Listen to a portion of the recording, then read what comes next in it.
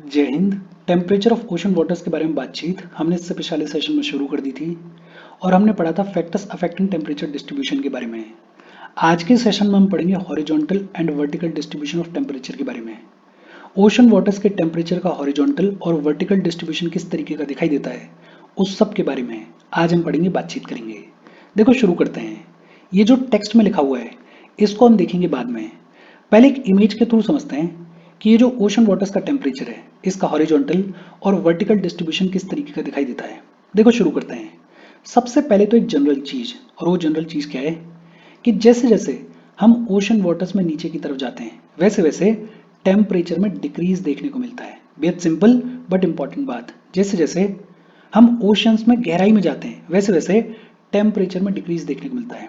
अच्छा, जब बात होती है ओशन वाटर्स के टेम्परेचर के वर्टिकल डिस्ट्रीब्यूशन के बारे में, तो जब इस वर्टिकल डिस्ट्रीब्यूशन को पढ़ा जाता है, प्रोफाइल किया जाता है, तो ये जो ओशन वाटर्स हैं इनको 3 लेयर्स में डिवाइड करके देखा जाता है। कौन कौन सी 3 लेयर्स में डिवाइड करके देखा जाता है?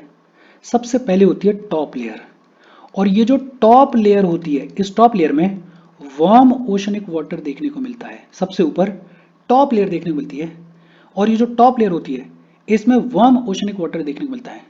और वार्म ओशनिक वाटर क्यों देखने को मिलता है? बिकॉज ये जो टॉप लेयर है ये खूब सारे सोलर रेडिएशन को रिसीव करती है, और इसकी वजह से ये जो टॉप लेयर है इसमें वार्म ओशनिक वाटर देखने को मिलता है। ये जो वार्म ओशनिक वाटर देखने को मिलता है इसका टेम्परेचर लगभग 20 डिग्री सेल्सियस से लेके 25 डिग्री सेल्सियस के बीच में होता है। ये जो टॉप लेयर है इसमें वार्म ओशनिक वाटर देखने को मिलता है, और ये जो वार्म ओशनिक वाटर है इसका टेम्परेचर लगभग 20 डिग्री सेल्सियस से 25 डिग्री सेल्सियस के बीच में होता है। अच्छा, ये जो टॉप लेयर है इसकी थिकनेस कितनी होती है? इसकी थिकनेस लगभग 500 मीटर जितनी होती है। ये जो टॉप लेयर है इसकी थिकनेस लगभग 500 मीटर जितनी होती है। ये जो टॉप लेयर है ट्रॉपिकल रीजन्स में, ये जो टॉप लेयर है ये थ्रू आउट द ईयर देखने को मिलती है, पूरे साल देखने को मिलती है। और क्यों देखने को मिलती है? बिकॉज ट्रॉपिकल रीजन्स में पूरे साल सोलर रेडिएशन रिसीव होती है, और इस वजह से ये जो वार्म ओशनिक वाटर्स की लेयर है ये पूरे साल देखने को मिलती है ट्रॉपिकल रीजन्स में। लेकिन मिड लैटिट्यूड्स में ये जो टॉप लेयर है ये सिर्फ और सिर्फ समर्स के दौरान देखने को मिलती है। बेहद सिंपल और इजी सी बातचीत है। सबसे ऊपर देखने को मिलती है टॉप लेयर। ये जो टॉप लेयर है इसमें वार्म ओशनिक वाटर देखने को मिलता है, और ये जो वार्म ओशनिक वाटर देखने को मिलता है इसका टेम्परेचर लगभग 20 डिग्री सेल्सियस से लेके 25 डिग्री सेल्सियस के बीच में होता है। ये जो टॉप लेयर है इसकी थिकनेस कितनी है? लगभग 500 मीटर जितनी थिकनेस होती है। ये जो टॉप लेयर है ये ट्रॉपिकल रीजन्स में थ्रू आउट द ईयर देखने को मिलती है, और मिड लैटिट्यूड्स में सिर्फ और सिर्फ समर्स के दौरान देखने को मिलती है। अच्छा, इस टॉप लेयर के नीचे अगर देखोगे तो देखने को मिलेगी दूसरी लेयर, और ये जो दूसरी लेयर है इसको थर्मोक्लाइन लेयर बुलाया जाता है।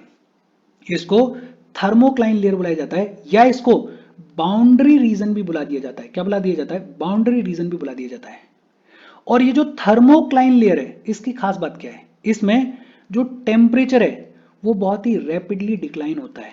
ओशन वाटर का जो टेम्परेचर है वो बहुत ही रैपिडली डिक्लाइन होता है। इमेज में आप देख पा रहे होगे जहां से थर्मोक्लाइन लेयर शुरू हुई वहां पे टेम्परेचर लगभग 21-22 डिग्री सेल्सियस के आसपास है, लेकिन ये जो टेम्परेचर है वो बहुत रैपिडली डिक्लाइन होगा, और थर्मोक्लाइन लेयर जहां पे खत्म होगी वहां पे टेम्परेचर सिर्फ कितना रह जाएगा? लगभग 4-5 डिग्री सेल्सियस के आसपास। तो ये जो थर्मोक्लाइन लेयर है इसमें टेम्परेचर बहुत रैपिडली डिक्रीज होता है, और ये जो थर्मोक्लाइन लेयर है ये देखने को मिलती है 500 मीटर से लेके लगभग 1000 मीटर के बीच में। और फिर इस थर्मोक्लाइन लेयर के नीचे देखने को मिलती है थर्ड लेयर, और ये जो थर्ड लेयर है ये बेसिकली डीप ओशनिक वाटर है। और ये जो डीप ओशनिक वाटर्स होते हैं ये बहुत ही ज़्यादा कोल्ड होते हैं, वेरी वेरी कोल्ड होते हैं। आप देख ही सकते हो ना कि जहाँ पे थर्मोक्लाइन लेयर खत्म हो रही है वहां पे टेम्परेचर लगभग 5 डिग्री सेल्सियस के आसपास पहुंच गया है। तो ये जो थर्ड लेयर है इसमें वेरी वेरी कोल्ड, बहुत ही ज्यादा ठंडा पानी देखने को मिलता है। बेहद सिंपल और इजी सी बातचीत है। देखो टॉप लेयर में वार्म ओशनिक वाटर देखने को मिलता है, और ये जो वार्म ओशनिक वाटर होता है इसका टेम्परेचर लगभग 20 डिग्री सेल्सियस से 25 डिग्री सेल्सियस के बीच में होता है। ये जो टॉप लेयर है इसकी थिकनेस लगभग 500 मीटर तक होती है। ये जो टॉप लेयर है ये ट्रॉपिकल रीजन्स में थ्रू आउट द ईयर देखने को मिलती है और मिड लैटिट्यूड्स में सिर्फ और सिर्फ समर्स के दौरान देखने को मिलती है। फिर इसके नीचे सेकेंड लेयर देखने को मिलती है जिसको थर्मोक्लाइन लेयर बुलाया जाता है, या जिसको बाउंड्री रीजन भी बोल देते हैं। और ये जो थर्मोक्लाइन लेयर है इसमें टेम्परेचर में रैपिड डिक्रीज देखने को मिलता है। ये जो थर्मोक्लाइन लेयर है ये लगभग 500 मीटर से 1000 मीटर के बीच में देखने को मिलती है। और ये जो थर्मोक्लाइन लेयर है इसके नीचे थर्ड लेयर देखने को मिलती है, और ये जो थर्ड लेयर है इसमें बहुत ही ज्यादा ठंडा पानी देखने को मिलता है। अच्छा, अगर बात करें आर्कटिक और अंटार्कटिक रीजन की, तो आर्कटिक और अंटार्कटिक रीजन में जो सरफेस वाटर का टेम्परेचर होता है, जो टॉप लेयर का टेम्परेचर होता है, वही लगभग 0 डिग्री सेल्सियस के आसपास होता है। अब आप नीचे जाते जाओगे इस आर्कटिक और अंटार्कटिक रीजन में, तो टेम्परेचर जो है वो बहुत ज्यादा वेरी नहीं करता है, बहुत स्लाइट सा वेरिएशन देखने को मिलता है। तो आर्कटिक और अंटार्कटिक सर्कल वाले रीजन में यूजुअली सिर्फ एक लेयर देखने को मिलती है, और वो होती है कोल्ड वाटर की लेयर। बेहद सिंपल और इजी सी बातचीत है, और यही सब कुछ टेक्स्ट में लिखा हुआ है। होपफुली आपको समझ में आया होगा। टेक्स्ट को फटाफट से देख लेते हैं, लेकिन उससे पहले वीडियो पे लाइक के बटन को दबा दो। लाइक दबाना जरूरी है, बिकॉज यूट्यूब ऐसे ही फंक्शन करता है। जब आप वीडियो पे लाइक के बटन को दबाते हो तो यूट्यूब वीडियो को कंसिडर करता है और थोड़ा सा पुश कर देता है। तो लाइक का बटन दबा दो, शेयर कर दो अपने सोशल मीडिया हैंडल्स पे, व्हाट्सएप वगैरह पे अपने फ्रेंड्स को। जो भी लोग इसमें इंटरेस्टेड हैं, इससे रिलेटेड पढ़ाई कर रहे हैं, उनको शेयर कर दो। अगर चैनल को सब्सक्राइब नहीं किया तो फॉर श्योर चैनल को सब्सक्राइब कर लो। और अगर आप केपेबल हो, हेल्प करना चाहते हो, तो आप हमें हेल्प कर सकते हो by clicking on the join button, या फिर आप कंट्रीब्यूट कर सकते हो क्यूआर कोड को स्कैन करके। अच्छा, अब देखते हैं टेक्स्ट को। हमने बात की थी कि जैसे जैसे हम ओशंस में नीचे की तरफ जाते हैं वैसे वैसे टेम्परेचर में डिक्रीज देखने को मिलता है। और ये जो टेम्परेचर डेप्थ प्रोफाइल है ये बताती है कि ओशन में नीचे जाते हुए ये जो टेम्परेचर डिक्रीज है वो किस तरीके से अकर होता है। ये जो प्रोफाइल है इसमें एक बाउंड्री रीजन की भी बात होती है, और ये जो बाउंड्री रीजन है ये सरफेस वाटर को डीपर लेयर से सेपरेट करता है। बेसिकली जो थर्मोक्लाइन वाला रीजन है उसको एक तरीके से बाउंड्री रीजन बुलाया जाता है। ये जो बाउंड्री रीजन है ये लगभग 100 से 400 मीटर के बीच में देखने को मिलता है। ये जो बाउंड्री रीजन है, इस बाउंड्री रीजन में जहां से टेम्परेचर में रैपिड डिक्लाइन शुरू हो जाता है उसको क्या बोलते हैं, उसको थर्मोक्लाइन बोलते हैं। और ये जो थर्मोक्लाइन लेयर होती है इसके नीचे देखने को मिलती है थर्ड लेयर। और ये जो थर्ड लेयर है इसमें एक और फैक्ट है, ये जो डीप वाली लेयर है जिसमें बहुत ही ज्यादा ठंडा पानी देखने को मिलता है, इसमें एक और फैक्ट है। और वो फैक्ट क्या है कि लगभग 90% of the total volume of water जो है वो इस थर्ड लेयर में देखने को मिलता है। पूरे ओशन में जितना भी पानी है उसका लगभग 90% of the total volume of water कौन सी लेयर में देखने को मिलता है, थर्ड लेयर में देखने को मिलता है। और यही लिखा हुआ है कि about 90% of the total volume of water is found below the thermocline layer. और इस जोन में जो टेम्परेचर होता है वो लगभग 0 डिग्री सेल्सियस के आसपास तक पहुंच जाता है। अभी आपने देखा होगा ना कि जो थर्ड लेयर है यहाँ पे टेम्परेचर शुरू ही 5 डिग्री सेल्सियस से हुआ था, और खत्म होते होते ये जो टेम्परेचर है ये लगभग 0 डिग्री सेल्सियस 1-2 डिग्री सेल्सियस के आसपास पहुंच जाता है।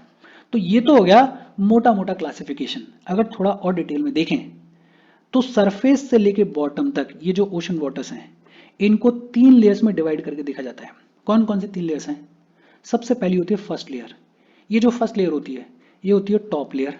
इसमें वार्म ओशनिक वाटर देखने को मिलता है। इसकी थिकनेस लगभग 500 मीटर जितनी होती है, और इसमें जो वार्म ओशनिक वाटर होता है उसका टेम्परेचर लगभग 20 डिग्री सेल्सियस से 25 डिग्री सेल्सियस के बीच में होता है। ये जो लेयर है ये ट्रॉपिकल रीजन्स में थ्रू आउट द ईयर देखने को मिलती है, और मिड लैटिट्यूड्स में सिर्फ और सिर्फ समर के दौरान देखने को मिलती है।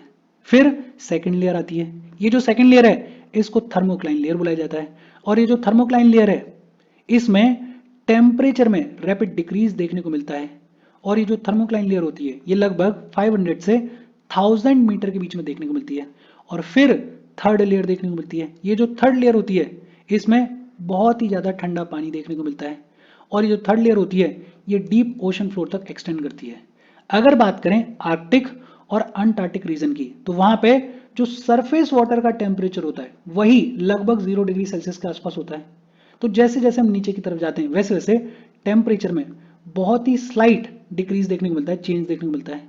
तो ये जो आर्कटिक और अंटार्कटिक वाला रीजन है, यहाँ पे सिर्फ और सिर्फ एक लेयर देखने को मिलती है, कोल्ड वाटर की लेयर देखने को मिलती है। बेहद सिंपल और इजी सी बातचीत है। अच्छा, कुछ टेम्परेचर एनोमलीज हैं।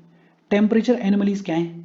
अगर ऑन एन एवरेज बात करें तो ये जो ओशन का सरफेस वाटर होता है, इसका एवरेज टेम्परेचर कितना देखने को मिलता है?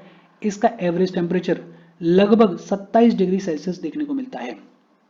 ऑन एन एवरेज अगर बात करें तो ओशन का ये जो सरफेस वाटर होता है, ओशंस का ये जो सरफेस वाटर होता है, इसका एवरेज टेम्परेचर कितना होता है? लगभग 27 डिग्री सेल्सियस। दूसरा, ये जो टेम्परेचर है ये इक्वेटर से पोल्स की तरफ डिक्रीज होता है। इक्वेटर से पोल्स की तरफ ये जो ओशंस के सरफेस वाटर का टेम्परेचर है ये डिक्रीज होता है। क्यों होता है? Because of solar insolation. अगर एवरेज टेम्परेचर की बात करें तो ये जो rate of decrease of temperature है विद इंक्रीजिंग लैटिट्यूड, ये लगभग 0.5 डिग्री सेल्सियस पर लैटिट्यूड होता है। मतलब इक्वेटर से जब हम पोल्स की तरफ जाते हैं तो टेम्परेचर डिक्रीज होता है। और किस रेट पर डिक्रीज होता है? लगभग 0.5 डिग्री सेल्सियस पर लैटिट्यूड। अगर बात करें 20 डिग्री लैटिट्यूड की, तो 20 डिग्री लैटिट्यूड पे जो ओशंस का सरफेस वाटर है उसका एवरेज टेम्परेचर लगभग कितना होता है? 22 डिग्री सेल्सियस के आसपास। अगर बात करें 40 डिग्री लैटिट्यूड की, तो 40 डिग्री लैटिट्यूड पे ओशन वाटर्स के surface temperature on an average कितना होता है? 14 डिग्री सेल्सियस। और पोल्स के आसपास जाते जाते ओशंस का जो सरफेस वाटर का टेम्परेचर होता है वो लगभग कितना हो जाता है? 0 डिग्री सेल्सियस हो जाता है। ये जो डेटा है इसको याद रख सकते हो तो रख लो, वरना इंपॉर्टेंट क्या है कि ओशंस का जो सरफेस वाटर है उसका ऑन एन एवरेज टेम्परेचर कितना होता है? लगभग 27 डिग्री सेल्सियस। और ये जो टेम्परेचर है ये इक्वेटर से पोल्स की तरफ डिक्रीज होता है। और रेट ऑफ डिक्रीज कितना है? लगभग 0.5 डिग्री सेल्सियस पर लैटिट्यूड। इसमें कोई रॉकेट साइंस नहीं है। अच्छा, नॉर्दर्न हेमिस्फीयर में जो ओशंस देखने को मिलते हैं उनका जो सरफेस टेम्परेचर होता है वो रिलेटिवली ज्यादा होता है देन दी सदर्न हेमिस्फीयर। नॉर्दर्न हेमिस्फीयर में जो ओशंस देखने को मिलते हैं उनमें टेम्परेचर रिलेटिवली ज्यादा होता है in comparison to the oceans of southern hemisphere. ऐसा क्यों है? बिकॉज नॉर्दर्न हेमिस्फीयर में जो लैंड वाटर डायमेंशन है वो थोड़ा ज्यादा है। नॉर्दर्न हेमिस्फीयर में लैंड ज्यादा देखने को मिलती है और उसका इंपैक्ट ओशन वाटर्स के ऊपर भी देखने को मिलता है। और इसलिए नॉर्दर्न हेमिस्फीयर में जो भी ओशंस हैं उनका टेम्परेचर रिलेटिवली ज्यादा होता है in comparison to the oceans of southern hemisphere. जो हाईएस्ट टेम्परेचर है, और ये इंपॉर्टेंट है, ये टेम्परेचर एनोमली है, जो हाईएस्ट टेम्परेचर है वो इक्वेटर के ऊपर रिकॉर्ड नहीं किया जाता है।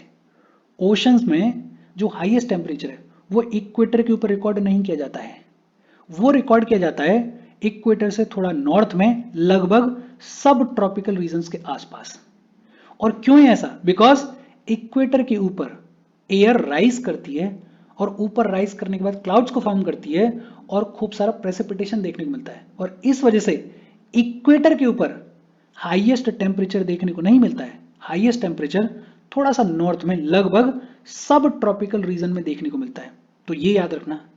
ऑन एन एवरेज अगर बात करें, on an average annual temperature की अगर बात करें तो नॉर्दर्न हेमिस्फीयर में ऑन एन एवरेज जो ओशंस का टेम्परेचर होता है वो 19 डिग्री सेल्सियस होता है और सदर्न हेमिस्फीयर में लगभग 16 डिग्री सेल्सियस होता है। क्यों होता है? ये डिफरेंस क्यों देखने को मिल रहा है? बिकॉज नॉर्दर्न हेमिस्फीयर में लैंड ज्यादा होती है, सदर्न हेमिस्फीयर में लैंड कम होती है। और लैंड ज्यादा होने की वजह से उसका इंपैक्ट नॉर्दर्न हेमिस्फीयर के ओशंस के ऊपर भी देखने को मिलता है। और इसलिए नॉर्दर्न हेमिस्फीयर में जो ओशंस का टेम्परेचर होता है वो स्लाइटली ज्यादा होता है, लगभग 19 डिग्री सेल्सियस। और सदर्न हेमिस्फीयर में जो ओशंस का टेम्परेचर होता है वो स्लाइटली कम होता है, लगभग 16 डिग्री सेल्सियस। बेहद सिंपल सी बातचीत है। This variation is due to unequal distribution of land and water in the northern and southern hemisphere। इसके बारे में अभी अभी हमने बात की है। अच्छा, ये जो फिगर है इस फिगर में बताया गया है कि जो टेम्परेचर है वो किस तरीके से वेरी कर रहा है। बेहद सिंपल और इजी सी बातचीत है, होपफुली आपको समझ में आई होगी। और ये जो आगे लिखा हुआ है ये जनरल है। लिखा हुआ है कि मैक्सिमम टेम्परेचर अगर ओशंस में कहीं देखने को मिलता है तो वो देखने को मिलता है सरफेस पे, वो देखने को मिलता है टॉप लेयर में। क्यों देखने को मिलता है? बिकॉज वो जो टॉप लेयर है वो डायरेक्टली सन से हीट को रिसीव करती है, सोलर रेडिएशन को रिसीव करती है। ये जो हीट है ये धीरे धीरे नीचे वाली लेयर्स में ट्रांसमिट की जाती है और इसीलिए जैसे जैसे हम नीचे की तरफ जाते हैं वैसे वैसे टेम्परेचर में डिक्रीज देखने को मिलता है। अच्छा, ये जो हीट नीचे वाली लेयर्स को ट्रांसफर की जा रही है, ट्रांसमिट की जा रही है, ये की जा रही है कन्वेक्शन की प्रोसेस के थ्रू।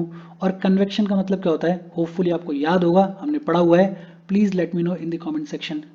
जैसे जैसे हम ओशन वाटर्स में नीचे की तरफ जाते हैं वैसे वैसे टेम्परेचर में डिक्रीज देखने को मिलता है, लेकिन जो रेट ऑफ डिक्रीज है वो यूनिफॉर्म नहीं होता है। वो जो रेट ऑफ डिक्रीज है टेम्परेचर का वो यूनिफॉर्म नहीं है। कहीं पर थोड़ा बहुत ज़्यादा देखने को मिलेगा तो कहीं पर थोड़ा बहुत कम देखने को मिलेगा, डिपेंडिंग अपॉन वेरियस फैक्टर्स।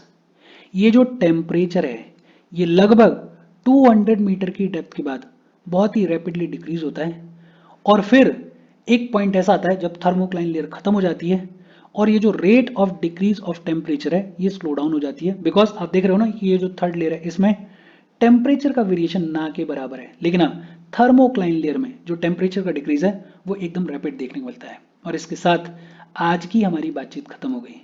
बेहद इजी और सिंपल सा सेशन है। जो भी टेक्स्ट में लिखा हुआ है उसको एक बार देखना, लेकिन ये जो इमेज में हमने चीजें समझी हैं इनको थोड़ा ढंग से देख लेना।